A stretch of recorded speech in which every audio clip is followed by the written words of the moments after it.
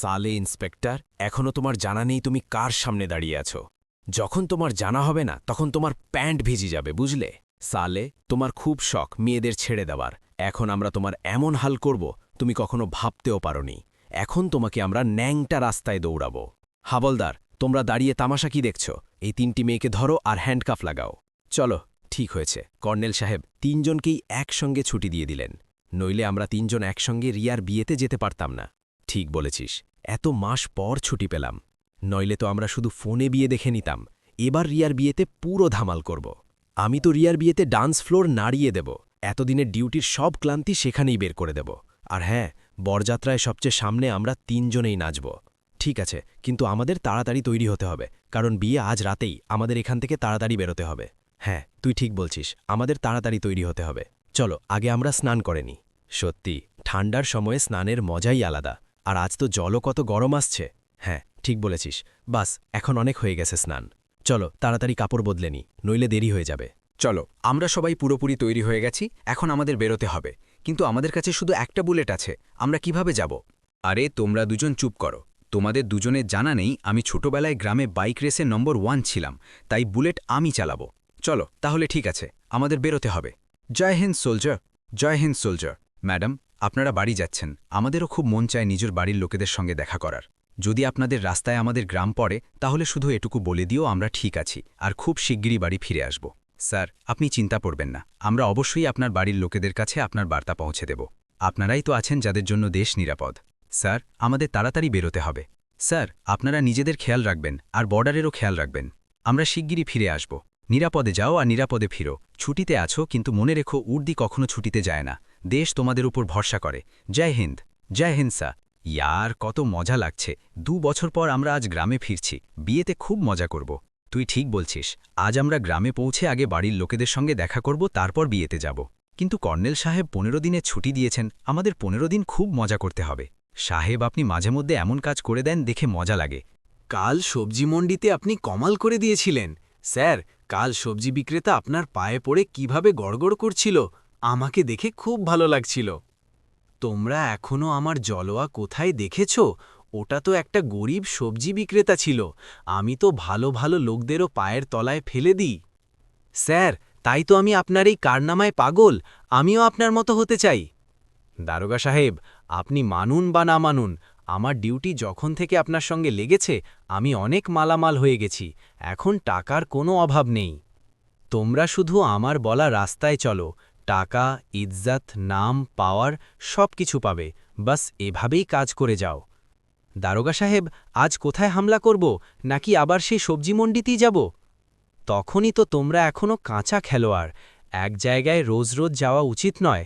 আজ কোনো নতুন মুরগি ফাঁসাবো। গাড়ি নিয়ে চলো। এই রাস্তা যেটা হাইওয়েতে গিয়ে মিলবে, আজ আমরা তার আগে ডেরা জমাবো। সেখান থেকেই আজকের খরচ বের করব। এখন আমরা হাইওয়েতে পৌঁছতে চলেছি, আর 2 কিলোমিটার বাকি। এখন আমরা 3 ঘন্টায় বাড়ি পৌঁছে যাব। হ্যাঁ, তুই ঠিক বলছিস, আমরা প্রায় সন্ধ্যা 6টা নাগাদ বাড়ি পৌঁছে যাব। আমার খিদেও পেয়েছে। সন্ধ্যা হতে চলেছে, এখনও কোনো বড় মুরগি হাতে আসেনি। চলো, আর কিছুক্ষণ এখানেই মজা করি, শরাব আর তাসের। দারোগাজি, আপনি টেনশন কেন নিচ্ছেন? এখন আপনি শরাবের মজা নিন। যে আজ এই রাস্তা দিয়ে আসবে তাকেই 10-2 হাজার নিয়ে নেব। সন্ধ্যার দারু আর চিকেনের জন্য হয়ে যাবে। ওদিকে দেখো, মনে হচ্ছে কোনো বুলেট গাড়ি আসছে। সবাই তৈরি হয়ে যাও তাড়াতাড়ি।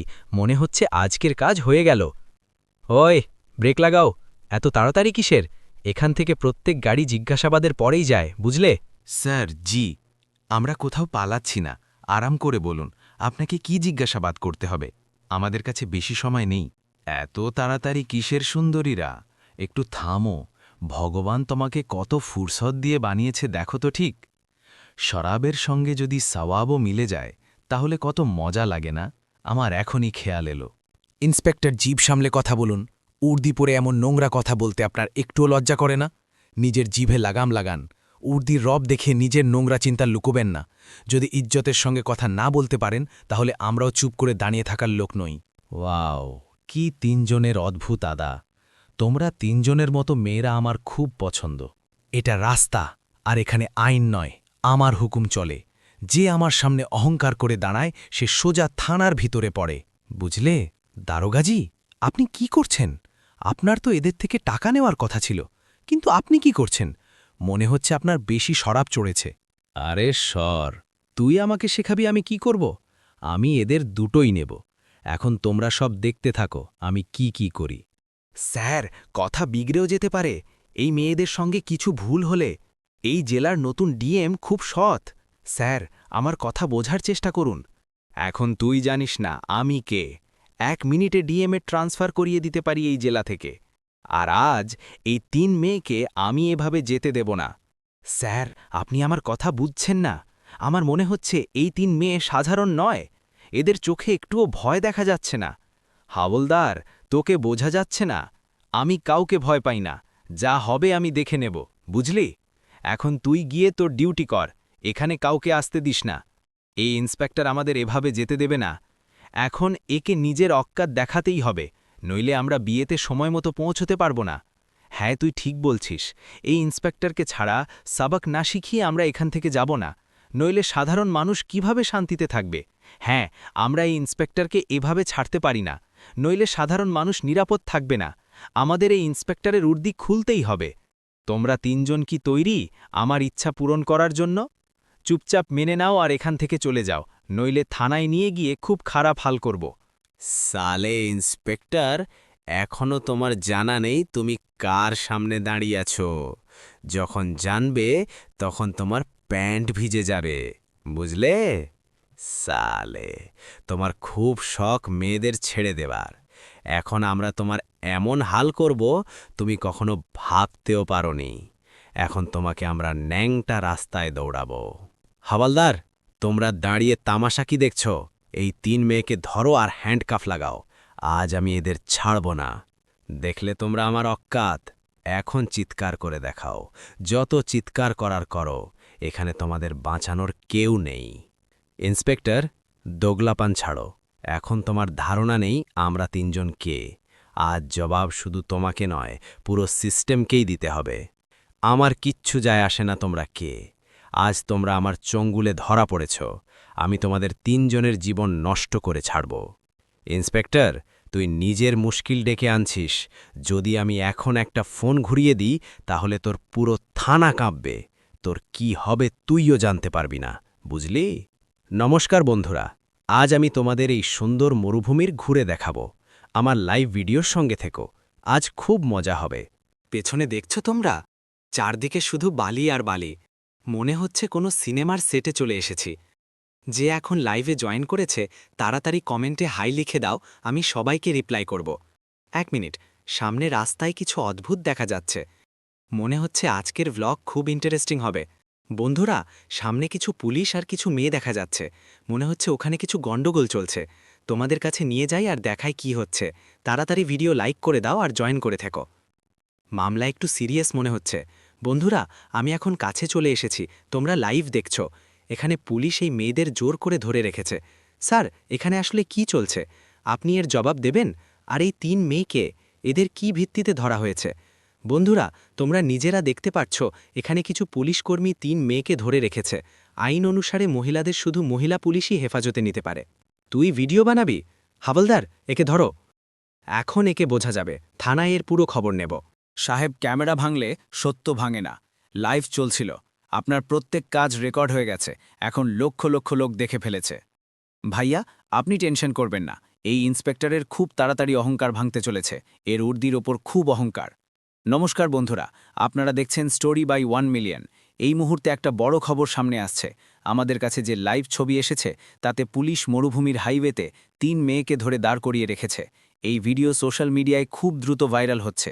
লোকেদের মধ্যে প্রচণ্ড রাগ দেখা যাচ্ছে আর পুলিশের কাজ নিয়ে গুরুতর প্রশ্ন উঠছে। এই ভিডিও সোশ্যাল মিডিয়ায় দ্রুত ভাইরাল হচ্ছে আর লোকেদের মধ্যে প্রচণ্ড অসন্তোষ দেখা যাচ্ছে। এখন সবার নজর এই বিষয়ে যে প্রশাসন এই ঘটনায় কী পদক্ষেপ নেয়। লোকেদের মধ্যে প্রচণ্ড রাগ দেখা যাচ্ছে আর পুলিশের কাজ নিয়ে গুরুতর প্রশ্ন উঠছে। আসলে এই মেয়েদের কি ভিত্তিতে আটকানো হয়েছে, এটা এখন বড় ইস্যু হয়ে গেছে। দেশ জুড়ে জনতা এই ভিডিও নিয়ে প্রশ্ন তুলছে। সোশ্যাল মিডিয়ায় লোকে খোলাখুলি প্রতিক্রিয়া দিচ্ছে আর ন্যায়ের দাবি জোরালো হচ্ছে। আমাদের মিডিয়া টিম ঘটনাস্থলে অর্থাৎ মরুভূমির সেই জায়গায় পৌঁছে গেছে যেখানে পুলিশ 3 মেয়েকে আটকে রেখেছে। আমরা ক্রমাগত জমিনের সত্য জানার চেষ্টা করছি।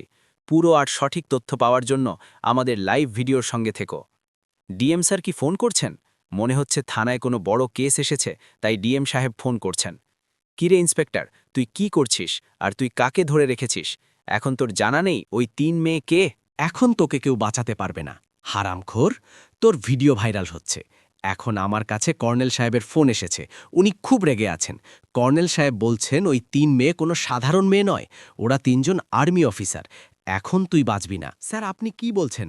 এই 3 মেয়ে ফৌজি? আমি জানতাম না। আগে থেকে এমন ভুল হবে না স্যার। এখন বলছিস ভুল হবে না? তুই পুরো ডিপার্টমেন্টকে বদনাম করে দিয়েছিস।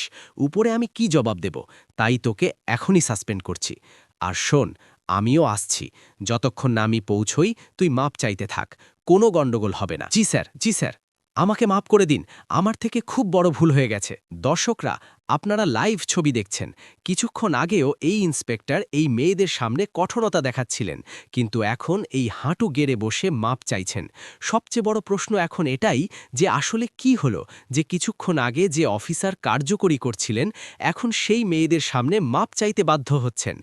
আসলে এই 3 মেয়ের আসল পরিচয় কি, আর এমন কি সামনে এলো যে অফিসারকে এভাবে সবার সামনে নত হতে হলো? এই মুহূর্তে সবার মনে এটাই সবচেয়ে বড় প্রশ্ন। ম্যাডাম, এখন ক্যামেরা সোজা আপনার দিকে। পুরো দেশ জানতে চায় আপনারা আসলে কে। এমন কি হলো যে একজন পুলিশ অফিসারকে সবার সামনে নত হতে হলো? এমন কোনো সত্য সামনে এলো যা পরিস্থিতি এক মুহূর্তে বদলে দিল, আর একজন পুলিশ অফিসারকে সবার সামনে নত হতে বাধ্য করল? যদি আপনি চান তাহলে আপনার নাম আর আসল পরিচয় আমাদের দর্শকদের সামনে রাখুন, যাতে সত্য সবার সামনে আসে। আমরা দেশের প্রত্যেক নাগরিককে শুধু এটাই বলতে চাই, মিথ্যের সামনে কখনো নত হয়ো না। সত্যের সঙ্গে দাঁড়ানোই মানুষের আসল শক্তি। যতক্ষণ তোমার কোনো ভুল না হয়, কারও ভয়ে মাথা নত করার দরকার নেই। আইন সবার জন্য সমান, আর সম্মান প্রত্যেক নাগরিকের অধিকার।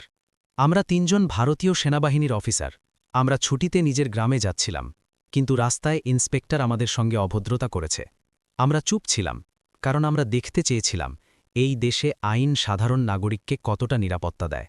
আমরা উর্দির শক্তি দেখাইনি, আমরা আইনের শক্তির উপর ভরসা করেছি। কারণ আসল শক্তি পদে নয়, বরং শৃঙ্খলা আর সত্যে থাকে। আজ যদি কেউ নত হয়েছে, তাহলে সেটা আমাদের জন্য নয়, বরং নিজের করা আচরণের জন্য নত হয়েছে। আইন সবাইকে সমান দেখে। আমরা সৈনিক। দেশ রক্ষা করা আমাদের কর্তব্য, কিন্তু দেশের আইনের ওপর ভরসা করা আমাদের সংস্কার। সম্মান চাওয়া যায় না, নিজের আচরণ দিয়ে কামানো যায়। তোর উর্দির ওপর খুব অহংকার ছিল, তাই না? এখন বল কেমন লাগছে? সাধারণ জনতাকে হয়রান করতে তোর খুব মজা লাগতো না? এখন তুই জেলে যাবি। স্যার, আমার থেকে খুব বড় ভুল হয়ে গেছে স্যার। একবার আরেকটা সুযোগ দিন। আগে থেকে আপনার কোনো অভিযোগ আসবে না স্যার, আমি কসম খেয়ে বলছি। তোকে সুযোগ মিলবে না, এখন জেলের হাওয়া মিলবে। হাওলদার, একে হ্যান্ডকাফ লাগাও আর থানায় নিয়ে চলো। এখন একে কেউ বাঁচাতে পারবে না। আর্মি অফিসার, আমাকে মাফ করে দিন। এখন থেকে এই এলাকায় আপনাদের কোনো ধরনের অভিযোগ শোনা যাবে না। আমি নিজের দায়িত্ব নিচ্ছি। স্যার, আমাদের আপনার কাছে কোনো ব্যক্তিগত অভিযোগ নেই। আমরা শুধু এটাই চাই যে এই দেশের সাধারণ নাগরিককেও ততটাই সম্মান মিলুক যতটা কোনো পদের ব্যক্তিকে মেলে। উর্দির আসল মান ভয় থেকে নয়, আচরণ থেকে তৈরি হয়। সম্মান পদ থেকে নয়, মানবতা থেকে মেলে। যদি আজের পর কোনো নির্দোষ মানুষ বিনা কারণে হয়রান না হয়, তাহলে সেটাই আমাদের জন্য সবচেয়ে বড় মাফি হবে। স্যার, আমরা মাফ চাই না, বদল চাই, যাতে কাল কোনো নির্দোষকে রাস্তায় নিজের সম্মান প্রমাণ করতে না হয়। আইনের শক্তি তখনই আছে। স্যার, কি আজের পরে এই এলাকা পুরোপুরি নিরাপদ বলে গণ্য হবে, না এটা শুধু আরেকটা প্রতিশ্রুতি? পুরো শহর আপনাকে দেখছে। দয়া করে স্পষ্ট জবাব দিন। এটা কোনো প্রতিশ্রুতি নয়, এটা আদেশ। আজের পর এই এলাকায় কোনো নির্দোষ নাগরিককে হয়রান করা হবে না। আইন ভয় দেখানোর জন্য নয়, নিরাপত্তা দেওয়ার জন্য হয়। যে উর্দির ভুল ব্যবহার করবে সে সোজা জেলে যাবে, সে যেই হোক না কেন। দর্শকরা, আপনারা যা দেখলেন সেটা শুধু একটা ঘটনা নয়, এটা একটা বড় বার্তা। কিছুক্ষণ আগেও এখানে পরিস্থিতি একেবারে আলাদা ছিল। একজন সাধারণ নাগরিককে আটকানো হয়েছে, চাপ দেওয়া হয়েছে, কিন্তু সত্য সামনে আসতেই সেই অফিসার আইনের সামনে নত হয়ে গেলেন। আজ প্রশাসন নিজে ঘটনাস্থলে পৌঁছেছে, কার্যকরী হয়েছে, আর এটা স্পষ্ট করে দেওয়া হয়েছে যে উর্দি শক্তি নয়, দায়িত্ব। আমরা আপনাদের সবাইকে এটাই বলতে চাই, নিজের অধিকার জানুন। ভুলের সামনে চুপ করে থেকো না, কারণ যখন সত্যের সঙ্গে সাহস দাঁড়ায় তখন আইনও তার সঙ্গে দাঁড়িয়ে যায়। বন্ধুরা, আজকের এই ঘটনা একটা কথা স্পষ্ট করে দিয়েছে, সত্য দেরিতে হলেও সামনে আসবেই। যদি তোমাদেরও মনে হয় প্রত্যেক নাগরিকের সম্মান মিলা উচিত তাহলে এই ভিডিও লাইক করো আর এমনই সত্যি ঘটনা আর জাগরুক করা গল্পের জন্য আমাদের চ্যানেল সাবস্ক্রাইব করতে ভুলো না। তোমাদের সমর্থনই আমাদের শক্তি, কারণ তোমাদের একটা সাবস্ক্রিপশন সত্যের আওয়াজকে আরও শক্তিশালী করে। ধন্যবাদ। আমরা আবার দেখা হব একটা নতুন সত্যি গল্প নিয়ে।